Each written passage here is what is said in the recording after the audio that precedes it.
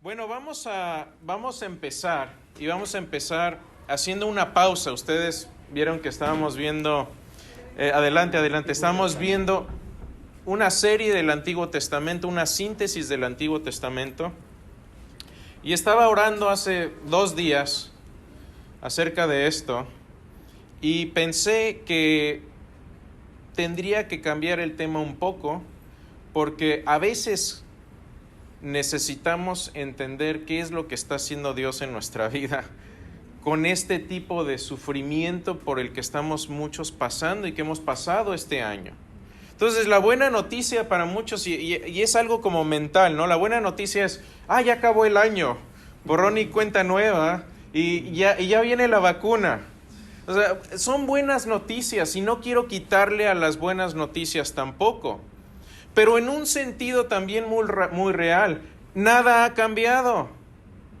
Nada ha cambiado. Cambiamos de fecha, cambiamos de una hora a la otra, de un minuto al siguiente.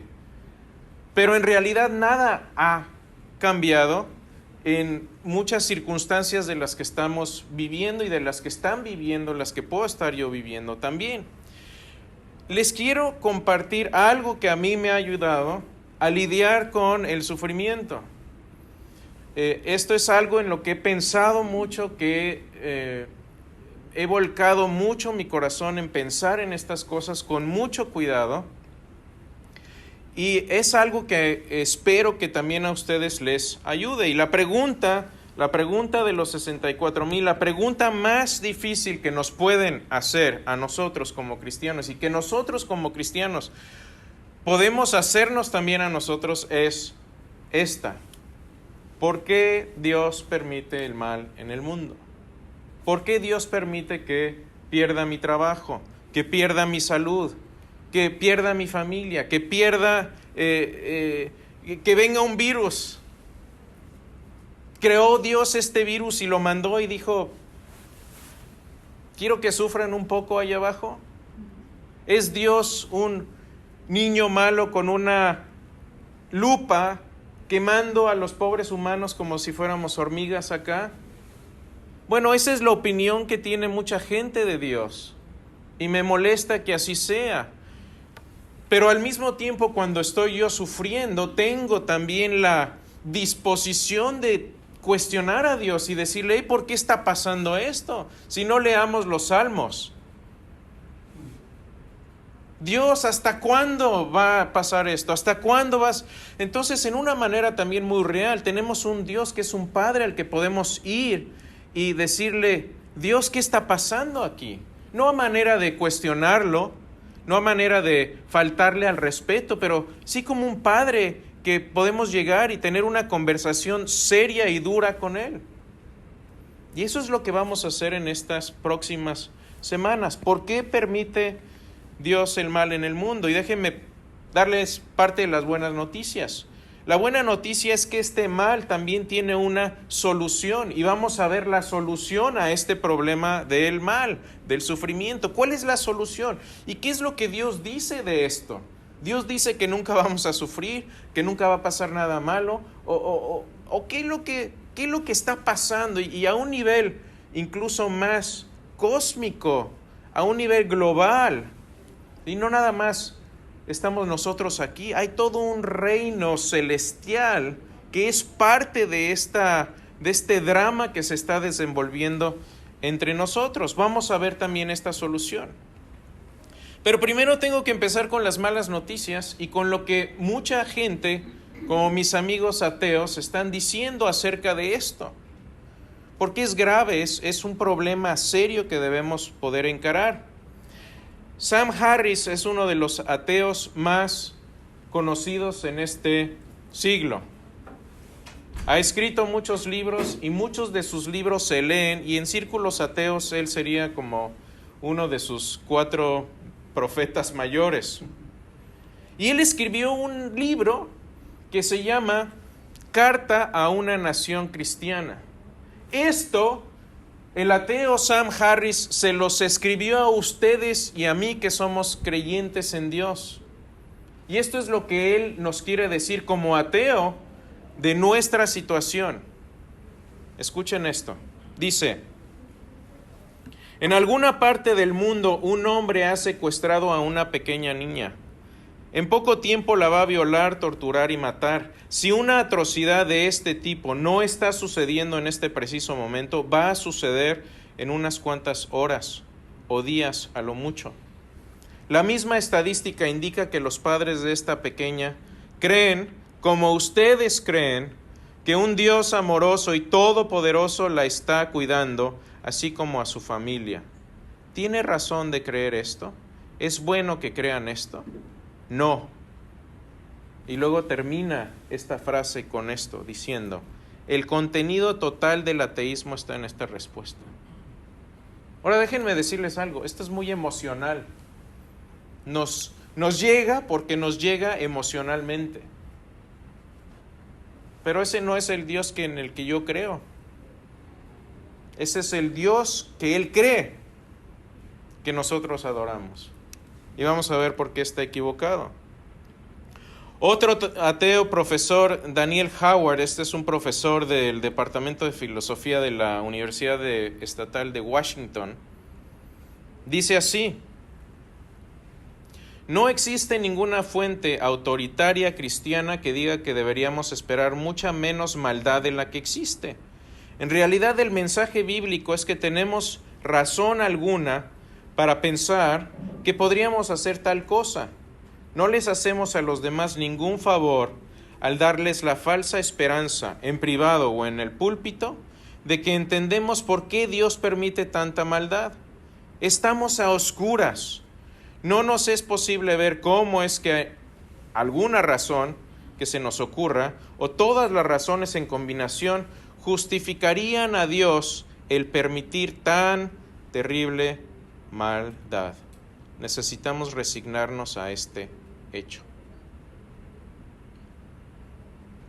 Él dice, necesitamos resignarnos. Hay maldad y no hay explicación.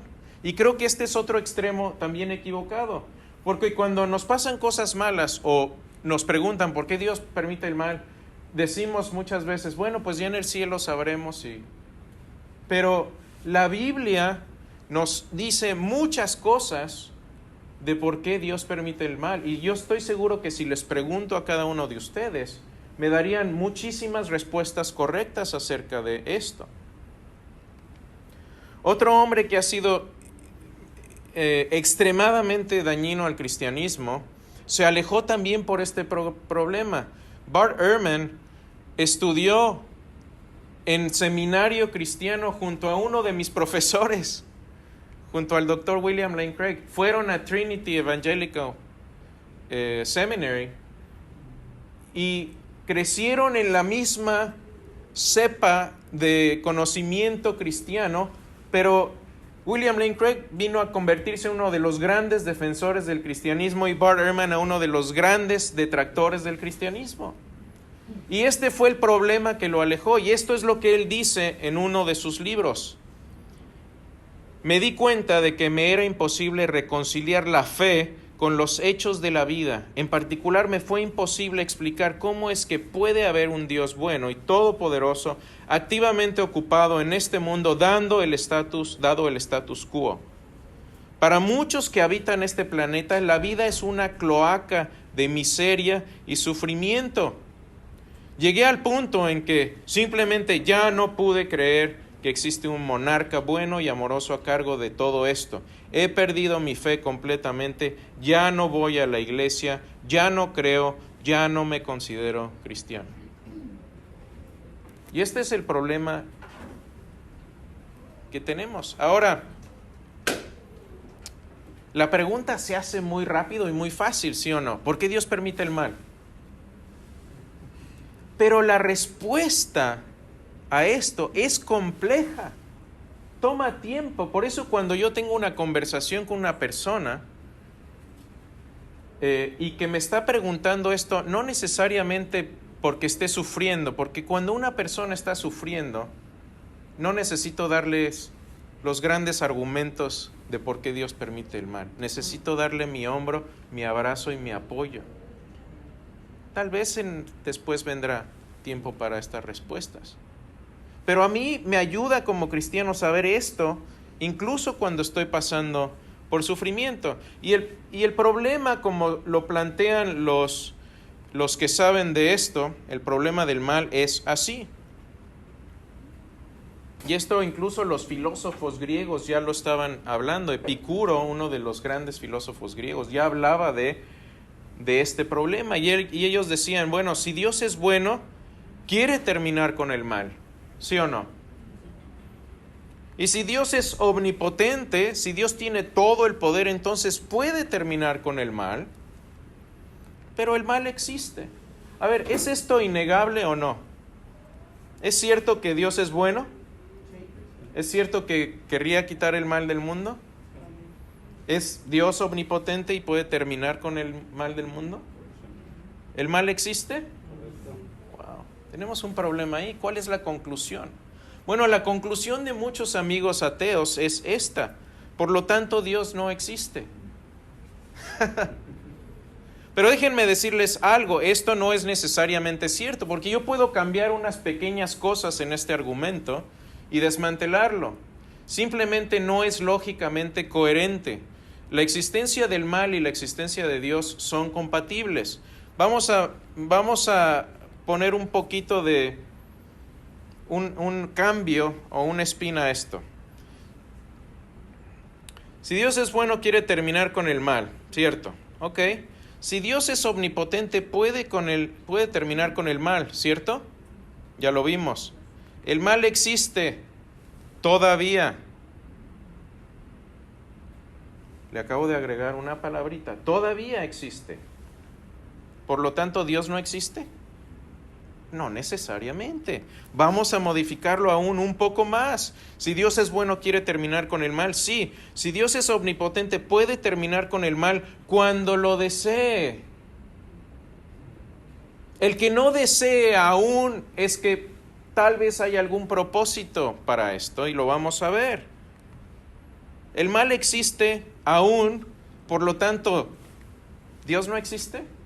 ¿Ven cómo ya se va desmantelando el fundamento de este argumento?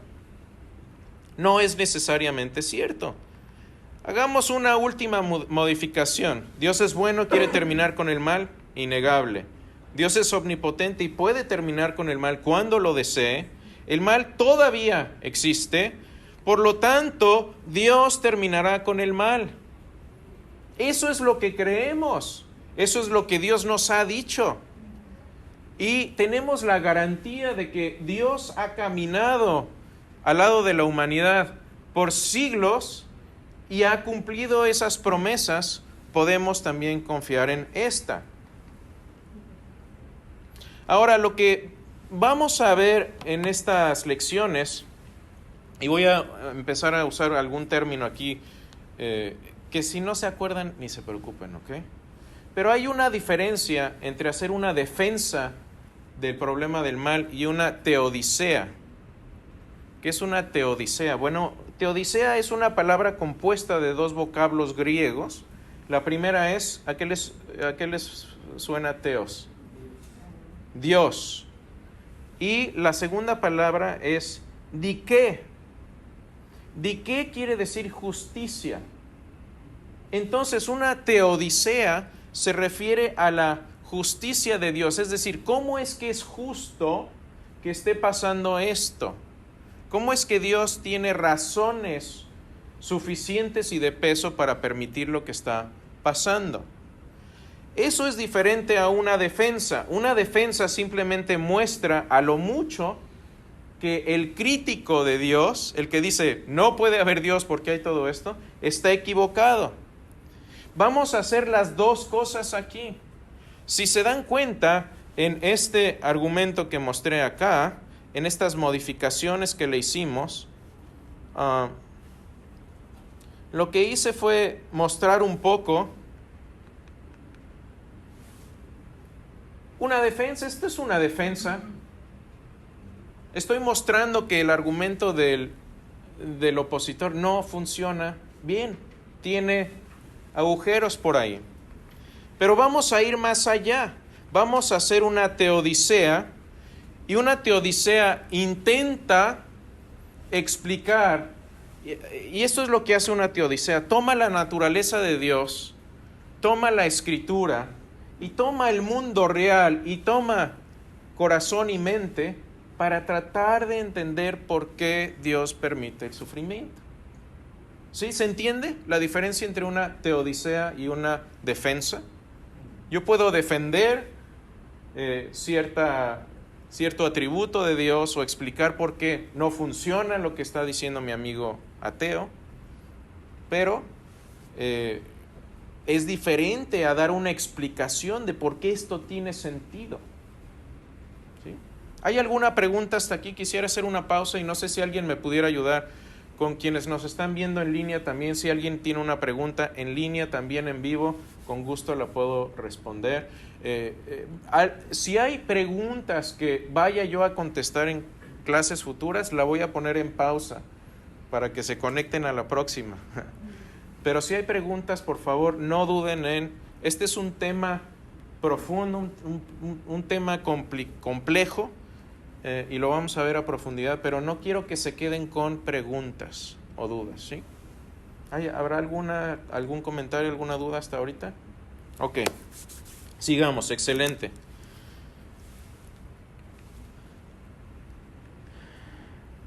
Ahora, ¿por qué esta teodicea nos puede parecer como un reto inalcanzable?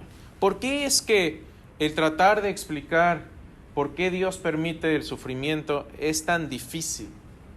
Muchos libros se han escrito del tema, muchos, y la gran mayoría son muy malos, déjenme decirles. Son muy malos la mayoría.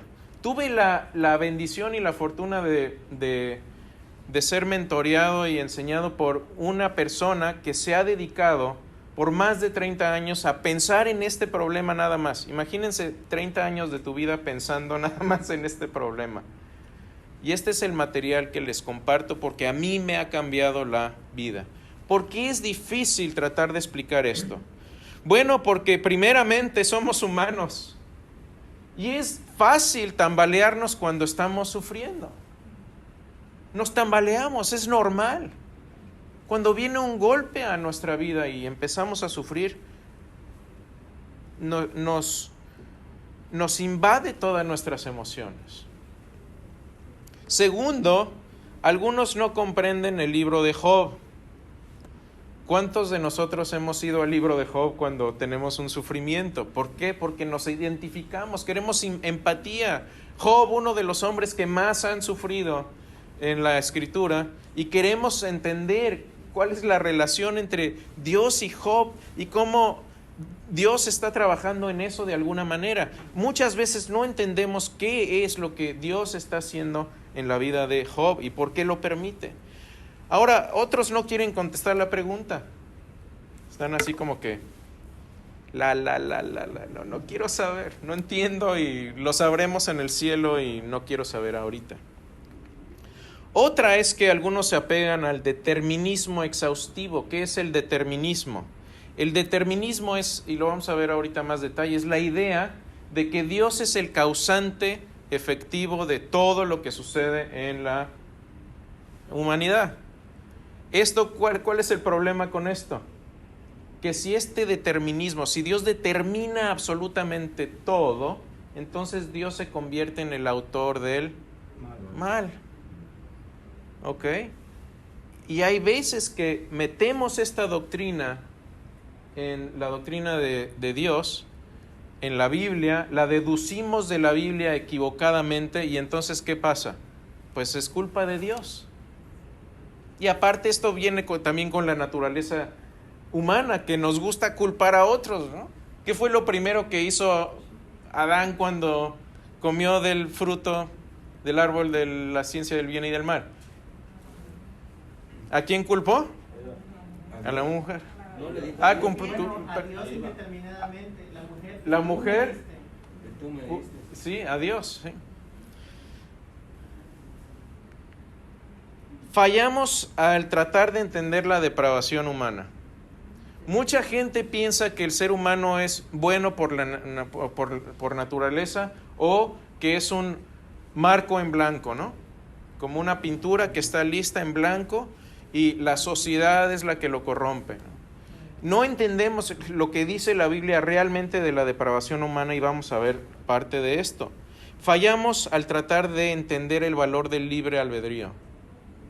Dios nos ha dado libertad y no pensamos lo suficiente en por qué necesitamos de esta libertad. ¿Cuál es la importancia del libre albedrío, de tener agencia de nuestra persona y de tener esa posibilidad de elección? ¿Cuáles son las implicaciones? Y yo creo que es de los más importantes y quiero enfatizar mucho en ello. Fallamos al tratar de entender la gloria que nos espera. Cuando la Biblia nos dice, pon tus ojos en Cristo, busca primero el reino de Dios, pongan su mirada en las cosas de arriba, a esto se está refiriendo. Y muchas veces cuando estamos en medio del sufrimiento, lo último que se nos ocurre es pensar en las cosas eternas, porque el problema lo tengo ahorita. Las cuentas se tienen que pagar ahora. El trabajo se tiene que encontrar ahora. La enfermedad se debe de curar ahora, etcétera. No queremos soluciones eternas, queremos una solución ahora. Y no entendemos a veces la gran gloria que nos espera. ¿Qué temas vamos a abordar? Esto es una introducción al tema, así que esto es lo que vamos a estar viendo para que empiecen a pensar un poco en esto. Empiecen a rumiar un poco estas ideas en su mente, en su corazón. ¿Qué temas vamos a abordar? Son varios. Vamos a ver la caída de Satanás y sus ángeles, porque tiene que ver con los problemas que estamos viviendo ahora y que hemos vivido. Con la rebelión de Adán y Eva. ¿Qué culpa tengo yo de que dos personas desobedecieron a Dios y que yo esté aquí sufriendo? ¿Qué culpa tengo yo? Gracias, por cierto, Adancito y Evita. La depravación de la humanidad. Al menos que entendamos que no somos buenos, como la Biblia lo dice muchas veces, como lo muestra muchas veces, y como la historia nos muestra, y como los estudiosos de la historia concuerdan, no vamos a entender esta cuestión del mal. Vamos a hablar del diluvio. Vamos a hablar de la santidad y justicia de Dios cuando escoge a Israel. Vamos a hablar de la matanza y la destrucción de los cananeos y otros grupos. Porque pensamos, ¿Dios es malo? Porque mandó matar a toda esta gente. Pero viene esto ligado a la depravación humana, al punto número 3. Porque imagínense, lo que sucede aquí es, y les estoy dando una probadita, pero decimos, ¿por qué Dios permite el mal? Bueno, pues porque permite a los humanos. Dios hace algo, Dios destruye a los humanos corruptos y decimos, Dios es injusto. ¿Saben por qué? Porque nos reflejamos también nosotros. Ahí les dejo esa probadita para... ¿Qué más vamos a ver? Vamos a ver también el error de Israel al cometer la misma maldad que los cananeos. Y eso les ganó, ¿qué? El exilio. Entonces, cuando dicen es que Dios es favoritista porque escogió a Israel, no. Escogió a Israel porque eran gente común y corriente como ustedes y yo, que se descarriaban cuando Dios les decía, vayan por ahí, ellos se iban para allá o para acullá. ¿Y qué sucede? Que cuando ellos cometen los mismos pecados que los pueblos aledaños, Dios les trae juicio también. Ministerio, muerte y resurrección de Jesús. Este es mi tema favorito. Y no voy a decir mucho más de esto. Nuestra proclamación del Evangelio, el regreso de Cristo para juzgar y finalmente el reinado de los santos, ustedes y yo, con Cristo por siempre y para siempre. Esa es la parte a la que quiero llegar. Esta es una de mis citas favoritas porque resumen la esencia de lo que vamos a estar viendo. Porque no queremos caer en este error que uno de los grandes teólogos del siglo pasado, este hombre, Martin Lloyd Jones, era un ministro, predicador, médico en Inglaterra en el siglo pasado. Y por 30 años, más de 30 años, fue el ministro en la capilla de Westminster en Londres, que es de las más importantes en el Reino Unido. Y esto es lo que él escribió. Escuchen esto con mucho cuidado. Dice: casi todos nuestros problemas se deben al hecho de que somos culpables de una doble falla. Escuchen, una doble falla. Por un lado, no nos damos cuenta de la profundidad del pecado, y por el otro, fallamos al no entender la grandeza, altura y la gloria de nuestra salvación. Cuando entendamos esas dos cosas, habremos entendido la esencia del cristianismo y la esencia también de por qué Dios permite el mal.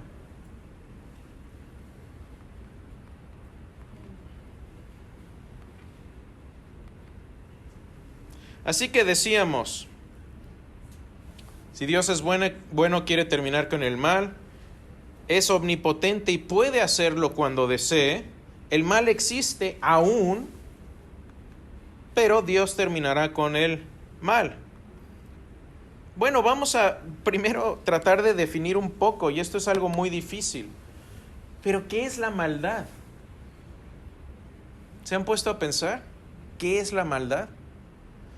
Y los teólogos y filósofos se devanan la tapa de los sesos para explicar esto, pero la forma más sencilla en que lo puedo explicar es usando la analogía de la luz. Cuando hay ausencia de luz, ¿cómo le llamamos a eso? Oscuridad. Igual que la ausencia de luz llamamos oscuridad, la ausencia del bien es el mal. Tanto que ustedes pueden imaginarse luz sin sombra. Yo sí. Porque ¿puede haber luz sin sombra? Claro, imagínense si tienen una esfera y tienen un fotón de luz, si tuvieran un foco flotando dentro de la esfera, ¿dónde habría sombra? En ningún lado. Entonces la luz puede existir sin las sombras, pero las sombras no pueden existir sin la luz.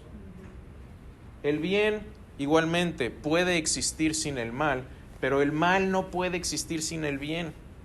Y esto es un gran problema para mis amigos ateos, porque si van a admitir que el mal existe, tienen que admitir que existe el bien y tienen que también explicar cuál es la fuente de ese bien. Y en un mundo de átomos en movimiento, donde simplemente somos sopa de átomos, buena suerte en explicar de dónde viene el bien. Así que el problema del mal al final se convierte en un argumento a favor de la existencia de Dios y no en su contra. Ahora, habiendo ya definido un poco lo que es la maldad, ¿cuál es la maldad moral? Porque no toda la maldad es igual. Hay maldad moral que se deriva de actividad humana, como chismes, cosas que nunca pasan, calumnias, violaciones, abuso a menores, manejar ebrio, tortura, asesinato, etcétera, son actividades de maldad humana. Hay maldad natural también que se deriva de actividades naturales. Aquí me faltó poner COVID-19, pero ya no quiero ni escribir eso. Cáncer, moho, tsunamis, terremotos, inundaciones, cataclismos. Sí, aquí pongo moho. ¿Algunos de ustedes estuvieron haciendo limpieza acá después del huracán? El moho es una cosa terrible aquí. El moho negro es venenoso. Es una cosa impresionante y se forma en 3 o 4 días después de que una casa se inundó y permanece mojada de agua negra. Esto es una cita de un personaje muy famoso, de Charles Darwin, el padre de la evolución. Y esto es lo que decía del mal natural. Al observar la naturaleza, él como naturalista decía esto: a decir verdad, casi todas las cosas que los humanos hacen, se hacen unos a otros. Por las que son ajusticiados o encarcelados, son actividades que suceden todo el tiempo en el mundo natural. Matar, el acto más criminal reconocido por las leyes humanas, es cometido por la naturaleza a todo ser viviente y en muchos casos luego de colosales torturas dignas solo de los grandes monstruos. La naturaleza enclava hombres, los destroza con atropello, los lanza a ser devorados por bestias, los quema vivos, los aplasta con rocas, como al primer mártir cristiano, y los mata de hambre, los congela con frío, los envenena con el rápido o lento veneno de sus exhalaciones, y tiene cientos de horrendas formas adicionales de muerte en reserva. El mundo es brutal. Veamos unos cuantos documentales, no hay que ir muy lejos.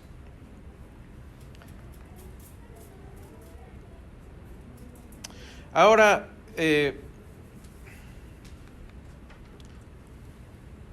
este problema que he planteado hoy, dice Dios quiere evitar el mal pero no puede, entonces es impotente, no es omnipotente, es impotente.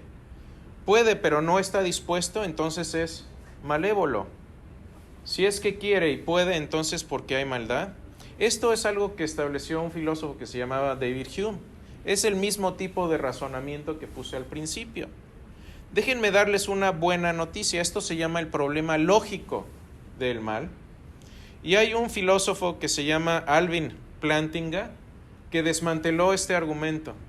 Entonces, hoy por hoy, la gente que sabe del tema ya no se preocupa de este problema lógico del mal, porque Alvin Plantinga matemáticamente, con lógica, se llama lógica modal, es decir, es lógica a nivel de matemáticas, mostró que este argumento no funciona y que hay posibilidades de que el mal es compatible con la existencia de Dios. Si alguien quiere meterse a ver eso, tengo un artículo en mi blog, con gusto pueden meterse ahí, es muy técnico, les sugiero que solo se metan a su propio riesgo, pero yo les digo, en círculos académicos esto ya no se discute. Lo que se discute es lo que se llama el problema del mal evidencial, que es una pequeña variante. Entonces dicen, bueno, si no es imposible que Dios exista en vista del mal, entonces más bien debe ser improbable. Entonces ya no dicen Dios no existe porque existe el mal, dicen es improbable que exista Dios porque existe el mal. Y esto es lo que dice un ateo, dice, olvidemos el problema del mal lógico, no me interesa. La pregunta es, ¿tiene sentido el universo con toda la maldad existente? Y ahí es donde entra la teodicea que vamos a explicar, ahí entra lo que vamos a estar viendo. Y hay un tercer tipo, que es el que más vamos a experimentar todos nosotros, ustedes y yo. Y es una de las buenas razones que tenemos de venir a una iglesia, de estar en comunidad, de tener amigos. Y este es el problema del mal religioso, o le diría yo también emocional. Esto lo dice Charles Darwin después de que murió su hija, Annie. Y Charles Darwin dejó su fe cristiana. Esto lo escribe uno de mis mentores. Dice, después de la muerte de Annie, su hija, Charles Darwin dejó firmemente atrás su fe cristiana. Dejó de atender servicios religiosos, los acompañaba a la puerta de la iglesia, pero los dejaba entrar solos y se entretenía hablando con la policía del pueblo o caminaba alrededor de la parroquia. Aún creía firmemente en un creador divino, pero aunque otros tenían fe en la infinita bondad de Dios, a Charles le parecía una figura sombría, inescrutable y despiadada. A veces podemos sentirnos así. Por cierto, esto fue lo que le pasó a Juan el Bautista cuando iba a ser decapitado. Y por cierto, Dios no lo salvó. Jesús no dijo, armemos una banda de gente de espada y vayamos a liberarlo. ¿Qué es lo que necesitamos cuando estamos en una situación así? Necesitamos consejo pastoral. Necesitamos a nuestros amigos alrededor, un sistema de apoyo y de soporte. Eso es lo que necesitamos en este contexto. Ahora, hay muchas malas explicaciones a este problema. Les voy a dar algunas. Y estas vienen de teólogos y de gente que se ha dedicado a hablar de este tema. Algunos dicen Dios no es omnipotente. Hay un rabí muy famoso que se llama Kushner, y él es lo que dice. En un libro muy famoso que me parece que es de él, que se llama ¿Por qué Dios permite que le pasen cosas malas a la gente buena? Él es lo que concluye. Dios no es todopoderoso. Dios no puede hacerlo todo. Dios no es omnipotente. Entonces, cuando nos llegan estas malas explicaciones, normalmente lo que hace la gente es quitarle a Dios un atributo para hacer el problema menos, para tratar de excusar a Dios o disculparlo de alguna manera. Gregory Boyd, otro teólogo, dice, Dios no sabe las decisiones de seres con libre albedrío. Es decir, Él no sabe lo que vas a hacer, te creó, pero no sabía que ibas a ser un asesino serial si no te hubiera creado. Esto en teología se llama teísmo abierto, es decir, Dios tiene mucho poder, pero no tiene el poder de saber todo lo que va a hacer la gente. Es una manera de disculparlo también, pero es una mala explicación. Elie Wiesel, que fue un sobreviviente del Holocausto, dice así, si ese es Dios, entonces ¿por qué no renuncia y deja a alguien más competente tomar su lugar? ¿Sí? Entonces, está muy emocionalmente cargado, pero no tiene sentido cuando vemos todos los atributos de Dios y vemos qué es lo que está pasando en este mundo. Otra mala explicación es Dios no es tan bueno. Es bueno, pero no tan bueno. Gordon Clark, otro teólogo, dice, no hay ley superior a Dios, la cual prohíbe cometer actos pecaminosos. Dios no es responsable por los pecados que causa. Entonces, no solo dice, Dios causa el mal, sino que no es responsable porque no puede ser responsable por la simple razón de que no hay poder superior a Él, a quien Él responda. Nadie puede castigarlo, no hay leyes que puede establecer. Entonces Él dice, pues es la ley del más fuerte. Dios es Dios y puede hacer lo que quiera y ni modo, si no nos gusta, lástima Margarito. ¿Okay?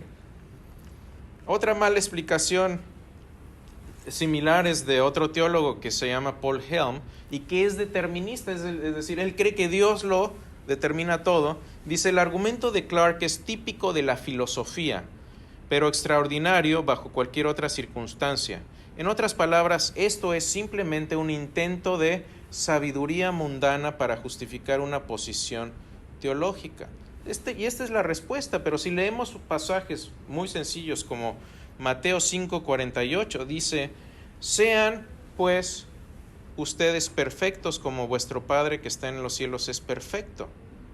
Si Dios es perfecto, entonces no es malo, porque ser malo no es parte de ser perfecto. Es más, por eso decimos que este es un mundo imperfecto, porque hay tanta maldad. Y si Dios, como dice la Escritura, es un Dios perfecto, entonces no hay maldad en Él y tampoco es el originador directo de la maldad. Ahora otros dicen que este problema del mal es una antinomia. ¿Saben qué es una antinomia? Esto es del diccionario de la Real Academia, para que no me vayan a regañar. Está sacado del diccionario y dice así: una antinomia es una contradicción real o aparente entre dos principios o leyes o entre dos pasajes de una misma ley. Y esto es lo que dicen algunos teólogos muy famosos. Hay teólogos reformados que dicen, pues esto es algo, pues no sabemos. ¿Por qué Dios permite el mal? ¿Quién sabe?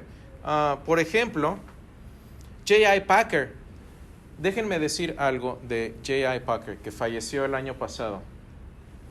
Yo me he beneficiado tremendamente de los escritos de J.I. Packer. Es un hombre, fue un hombre de Dios, un hombre de integridad y un hombre de una mente cristiana privilegiada. Pero creo que aquí se le fueron las cabras al monte, porque esto es lo que él dice. El punto central de una antinomia, en teología por lo menos, es que no se trata de una contradicción real, aunque así parezca. Es una aparente incompatibilidad entre dos verdades aparentes. Una antinomia existe cuando un par de principios se contrastan y parecen irreconciliables, aunque innegables. Hay razones coherentes para creer cada una. Recaen en evidencia sólida, pero es un misterio cómo pueden ser reconciliadas. Entonces él lo que dice es, no sabemos, nadie sabe y no lo sabremos. Parece una contradicción, pero no la es. ¿Por qué no es una contradicción? ¿Quién sabe? Entonces nos deja en las mismas. No nos da ninguna respuesta razonable. Y otro determinista que está más o menos en el campo de Packer dice algo similar. Dice, apelar a una antinomia puede utilizarse como licencia para aceptar toda clase de tonterías. Entonces, yo podría decirles, los mormones llegan conmigo y les digo, oye, este concepto que tú tienes de Dios, que vino de un planeta que se llama Kolob y que todos somos diositos, no tiene sentido. Pues ellos me podrían decir, pues es una antinomia. Así como tú tienes una antinomia con el problema del mar, pues nosotros también tenemos nuestras antinomias y de antinomia en antinomia ahí nos vamos haciendo de puras tonterías. No tiene sentido, no explica absolutamente nada. Y otras que no son bíblicas también, que es el universalismo. El universalismo dice, Dios está en el proceso de depurar nuestras almas aquí y al final todo el mundo va a ser salvo. No necesito decirles que esto es un problema porque simplemente no es lo que la Biblia enseña. Jesús mismo dijo que habría un juicio y habría separación eterna. Entonces esta es una enseñanza contraria directamente a lo que Jesús mismo enseñó. Así que vamos eventualmente a ver 5 áreas de por qué Dios permite, 5 áreas que vamos a analizar para comprender por qué Dios permite el mal. ¿Ok? Estas 5 áreas son claves. Primero, y esto es algo muy personal, en mi opinión personal y de la gente que me formó, al menos que rechacemos este determinismo, esta idea de que Dios lo determinó todo, es decir, que Dios lo causó, no vamos a entender por qué Dios permite el mal. Siempre va a terminar con Dios y Dios va a ser el causante. Creo que debemos rechazar esa idea. Tenemos que comprender nuestra relación con Adán. Vamos a ver esa parte. Comprender la depravación humana. Esta es una parte difícil, pero la mayoría de la gente ya no lo cree, sobre todo en nuestra cultura hoy. Comprender el libre albedrío y finalmente apreciar la gloria que nos espera. Si se quedan con algo tenemos que empezar a pensar en las cosas de arriba. Y la idea de determinismo es como lo que dijo un teólogo llamado Augustus Topley. Dice, no hay partícula de polvo que se mueva sin que Dios la haya levantado. Conduzca su movimiento incierto y por su cuidado particular la haga reposar en cierto lugar que Él dispuso con anticipación. Esta es la idea de determinismo, que Dios hizo que la mosca volara y se parara ahí. No hay libertad en los seres humanos, ni en el mundo natural, ni en el mundo físico de ninguna manera. Y yo creo que hay que rechazarlo esto también. A esto lo que dice otro teólogo del tema, si ustedes leen Salmos 50:10, dice, porque mía es toda bestia del bosque y los millares de animales en los collados. Sí, o sea, Dios es soberano. Entonces déjenme aclarar algo. No estamos restando de la soberanía de Dios. Vamos a afirmar que Dios es soberano sobre todo, y voy a explicar después luego mecanismos de cómo Dios puede ser absolutamente soberano, tener control de todo. ¿Sí? Una cosa es tener control de todo y otra cosa es causar todo. Es muy diferente. ¿Ok? Pero esto es lo que dice Dallas Willard. Dice, en verdad se la pasa Dios monitoreando las fosas nasales de todas las cabras de millares de collados. ¿Sí? Ese es un nivel ridículo a veces al que caen los deterministas, de decir, sí, Dios está monitoreando las fosas nasales de las cabras en los montes. Y no es necesariamente esto cierto. Si no rechazamos este determinismo exhaustivo, nos va a pasar como R.C. Sproul, otro gran teólogo que respeto. Pero está equivocado en esta cuestión, creo yo. Porque esto es lo que dice. Él dice que el mal es inescrutable. Y así lo dice, simple y llanamente. No sé cuál es la solución al problema del mal. Tampoco conozco a nadie que lo sepa. Ahora esto, humildemente, tenemos que decir, no sabemos todo acerca de Dios y no sabemos todo lo que está pasando cuando sufrimos. Pero eso no quiere decir que no sepamos por qué Dios permite en general el mal y muchas cosas de las que suceden. Si no rechazamos este determinismo, entonces Dios se hace el causante del mal. Esto es lo que dice Gordon Clark, otro teólogo calvinista, que dice así: quisiera franca e intencionalmente afirmar que si un hombre se embriaga y mata a su familia, eso es la voluntad de Dios que lo hiciera. Que sea dicho sin equivocación que esta posición ciertamente hace a Dios el causante del pecado. Esto no estoy de acuerdo. Hay que rechazarlo. Si tenemos esta mentalidad, no vamos a entender por qué Dios permite el mal.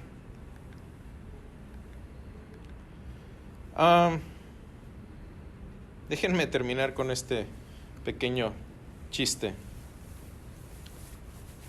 Está ahí Dios y están unos pequeños ángeles y dice, ya me cansé con todo lo que están haciendo ustedes. Ya me cansé con ustedes, los ángeles, que a todo me dicen que sí. Voy a crear algo nuevo con libre albedrío. Y entonces lo crea y el ángel dice, ¿libre albedrío? Yo creo que necesitan un poco más de estructura que eso.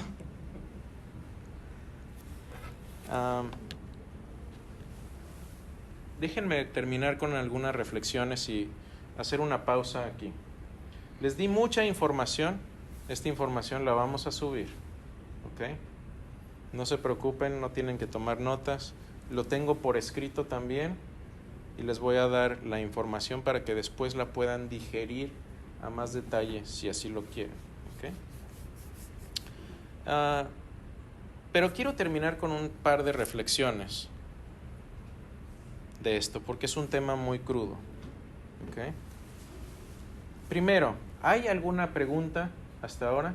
¿Sí?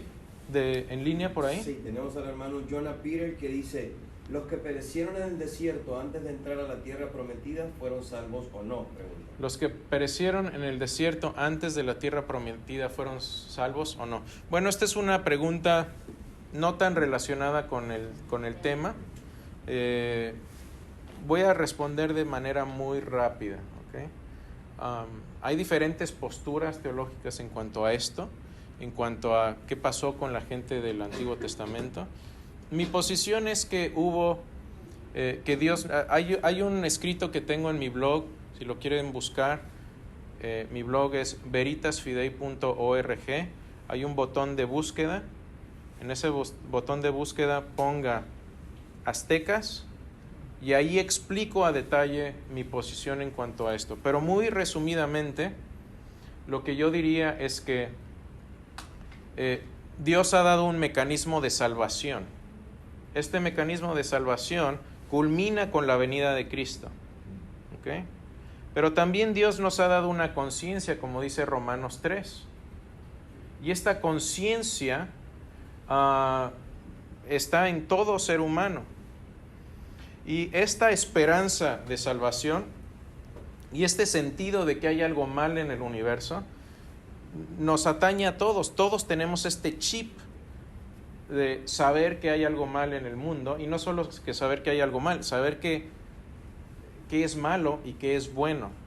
Entonces creo que Dios va a juzgar a toda persona según cómo hayan respondido a la luz moral que Dios les dio y cómo respondieron a ella, pero no independientemente de Cristo, sino que el sacrificio de Cristo puede hacerse de manera retroactiva a estas personas. Es más complicado que lo que les estoy explicando, pero en ese escrito de los aztecas hablo muy, muy a detalle de ello. Buena pregunta. ¿Alguna otra? ¿Alguna por acá que tenga? ¿No? Bueno, déjenme terminar con esta reflexión. Anoche fui a ver una lluvia de estrellas. Yo quería ver más estrellas, pero me tocó ver una, nada más. Y parte del problema era que, no sé si vieron la luna anoche, estaba enorme y muy brillante.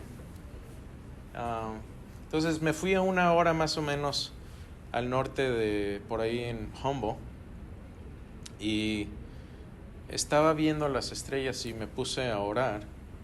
Y una de las cosas que pensé a la luz de lo que estoy enseñando hoy es que así como el mal es la ausencia, se puede hacer la analogía con la ausencia de luz, el bien es la luz. Dios es el bien. Y parte de la razón muy sencilla por la que Dios permite la oscuridad es para que podamos ver la luz con más claridad. Y cuando pasó esta estrella fugaz fue tal vez entre 2 y 3 segundos, que es bastante. La vi, para los que les gusta por ahí astronomía, y vino bajando de la luna hacia la estrella Sirius, un poquito hacia abajo. Y fue una luz muy brillante, fue muy, muy clara. Y mi mensaje para ustedes es este. Yo no sé qué oscuridad esté pasando ahora en tu vida, en tu corazón. Yo no sé qué angustia puedes estar pasando. Literalmente una oscuridad terrible tal vez. Pero el punto es este. Cuanto más oscuro sientas tu futuro o tu presente, más existe la posibilidad de que brille la luz de Cristo en ti. Porque cuando estás sufriendo y estás en la desesperación y dices esto, dices simplemente en tu corazón, no tienes que decirlo fuerte, y dices: Señor Jesús, Dios, te sigo amando. Le estás dando en ese momento a Dios lo más valioso de tu corazón, y a los que están alrededor les estás mostrando qué se puede hacer en esos momentos de oscuridad. Y esto va a tener implicaciones eternas también. En uno de sus libros que más me gustan, C.S. Lewis, The Screwtape Letters, Cartas del Diablo a su sobrino, y me van a escuchar citar a C.S. Lewis, es la primera vez que lo hago en esta serie, pero lo voy a seguir haciendo porque él habla mucho de esto. Pero en este libro él escribe cartas hipotéticas donde un demonio experimentado está entrenando o mentoreando a su sobrino a cómo ser un mejor diablo, a ser un mejor demonio.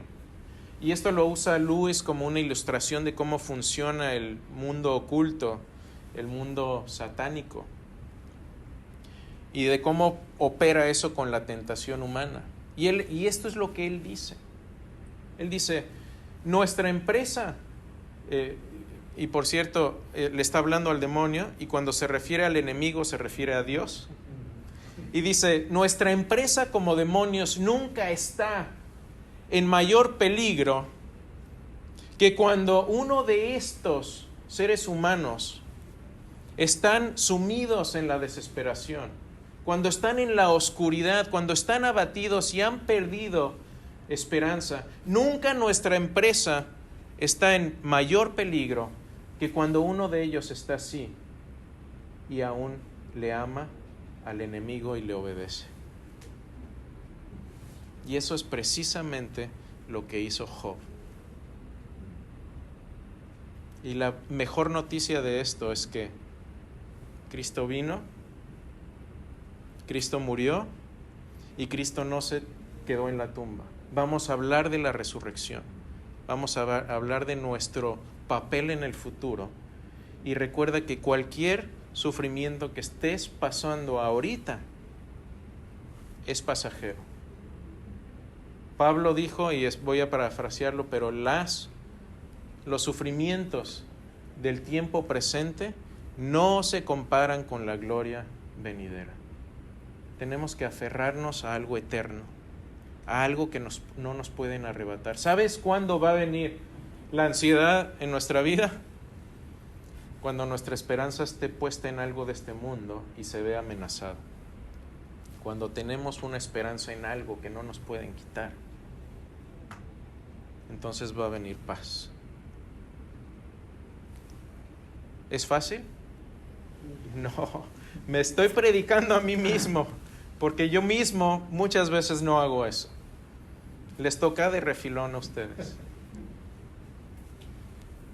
Pero va a venir un momento en que este sufrimiento va a parar. El virus va a ser historia, se los aseguro.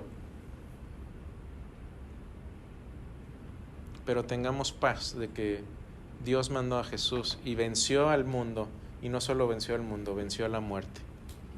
Tenemos vida eterna y esa es nuestra esperanza. Amén. Nos ponemos de pie, oramos.